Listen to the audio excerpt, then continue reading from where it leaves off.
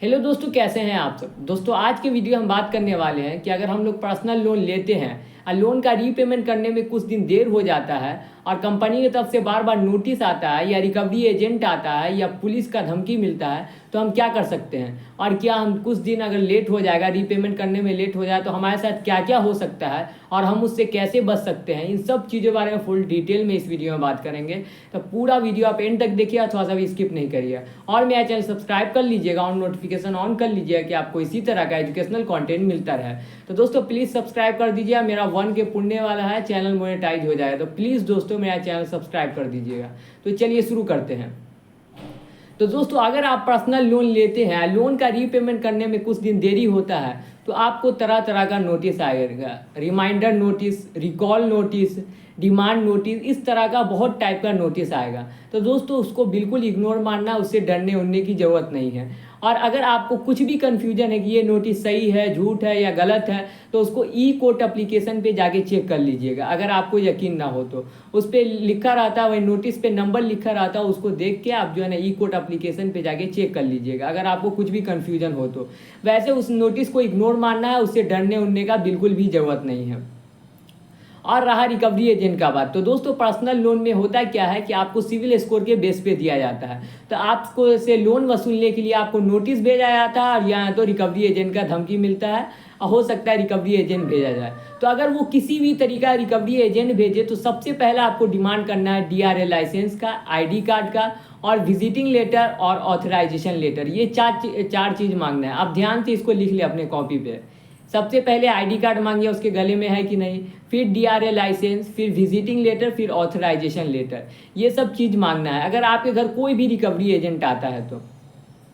और recovery agent आता कितने दिन बाद, ये जो रिकवरी एजेंट है दोस्तों, ये 2 से 3 महीने बाद ये रिकवरी एजेंट आता है। इसका कोई फिक्स टाइम नहीं है, लेकिन फिर भी जो एक्यूरेट हम आपको अपने हिसाब से बोलते हैं। जो रिकवरी एजेंट आता है, मेरे जो सब्सक्राइबर कंप्लेन करते हैं तो उसमें बोलते हैं 2 से 3 महीने बाद ये रिकवरी एजेंट आ जाता है। तो दोस्तों अगर आपको मान लीजिए लोन रीपेमेंट करने में लगता है देर हो जाएगा, तो आप कंपनी को मेल कर दीजिए कि मेरे साथ फाइनेंशियल कंडीशन ठीक नहीं है, कुछ दिन का हम मेल कर देते कंपनी को।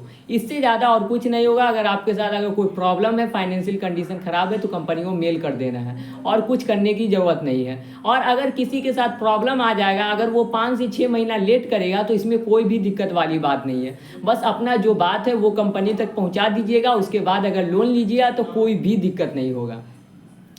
बस इस बात का ध्यान रखिए, अपना जो बात है, अपना जो प्रॉब्लम है वो कंपनी तक बता दे। उसके बाद अगर लोन लेने में डिफ़ॉल्ट करते हैं तो कोई भी दिक्कत नहीं होगा, क्योंकि RBI खुद बोलता है कि अगर किसी के साथ प्रॉब्लम है, किसी का फाइनेंशियल कंडीशन ख़राब है, तो वो टाइम ले सकता है। ये RBI बोलता है, जो सारे NBFC और बैंक को संभालता है। तब जाके इसमें डरने वाली क्या बात है। फिर भी रिकवरी एजेंट का कॉल आएगा, धमकी आएगा, तो हम आपको बता दिए कि अगर उसके तरफ से नोटिस आए या रिकवरी एजेंट का धमकी मिले तो आपको कैसे सेटल करना है। और रहा पुलिस का बात, तो दोस्तों इसमें पुलिस केस नहीं होता है। पर्सनल लोन में कोई भी पुलिस केस नहीं होता है। क्यों पर्सनल लोन में इसलिए पुलिस केस नहीं होता है, क्योंकि ये मिलता है सिविल स्कोर के बेस पे। तो इसमें जो है ना आपका सिविल स्कोर कम कर दिया जाता है, और या नहीं तो अगर किसी का केस हो भी सकता है तो ये ECS बाउंस का, यानी तो सेक्शन 138 चेक बाउंस का, आप पे अगर ये चाहे तो केस करेगा। वो डायरेक्ट केस नहीं कर देता। ऐसा नहीं कि 2-3 महीना लोन लिए और उसका पेमेंट करने में देरी हुआ तो वो केस कर देगा, ऐसा कभी नहीं होता है। आप कंपनी को पर्सनल मेल कर दीजिए, आप बता दीजिए कि मेरा फाइनेंशियल कंडीशन ठीक नहीं है,